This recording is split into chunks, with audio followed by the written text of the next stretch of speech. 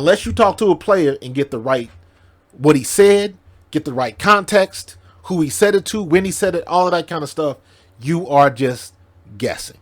You can't say some of the stuff that people have said in the media, and it can't be because you got it from a man sitting next to the man sitting next to the man. You got to get it from the source, or it's got to come with a little bit of BS.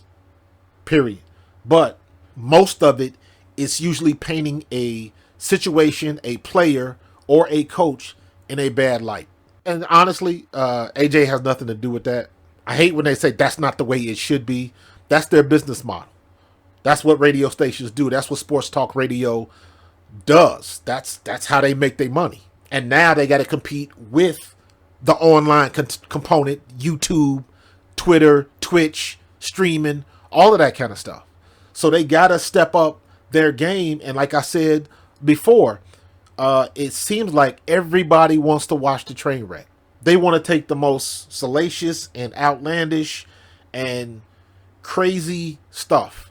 Shannon Sharp did the thing with Cat Williams, and that launched a whole, somebody said Shannon Sharp is the new Wendy Williams.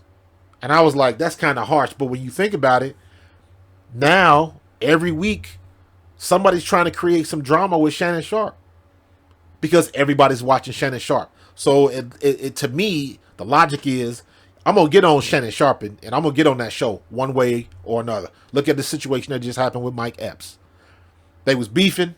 Then they called each other. Next thing you know, Mike Epps is going to be on the show. So that's a win for both of them. Mike Epps knows his ticket sales are going to go up. They're not stupid.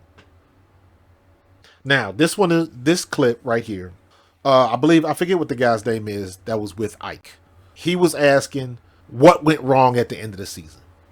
And this is AJ answering him, basically telling him, like, look, we told you what the answers was. Y'all didn't want to believe it. And honestly, I just feel like we gave you the answers. You just, people just didn't want to accept the answer. And that's all right, too. We told you it was us executing. It wasn't Sirianni. It wasn't the coaches. It was us not getting the job done. And I've already said it a million times. Coaches don't make plays. They don't throw balls. They don't catch balls, and they don't make tackles. So, but again, if it's not spicy enough, the people in the media they got to add some spice to it. And that's the problem. It's not spicy enough. They need more to it. Again, a lot of people, you get a simple answer, but they convince themselves it has to be more complicated than that. And sometimes it really doesn't. This is Ike again asking him how happy he is to be in Philadelphia. And his answer was plain, like, why would you think I wasn't? But from his standpoint, he never gave any indication that he wasn't happy. That's just how we took it. It's the same.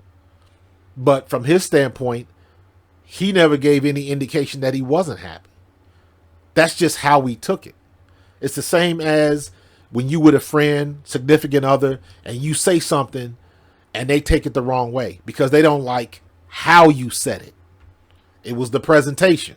So AJ Brown wasn't the happiest camper towards the end of the year because they was trying to figure things out.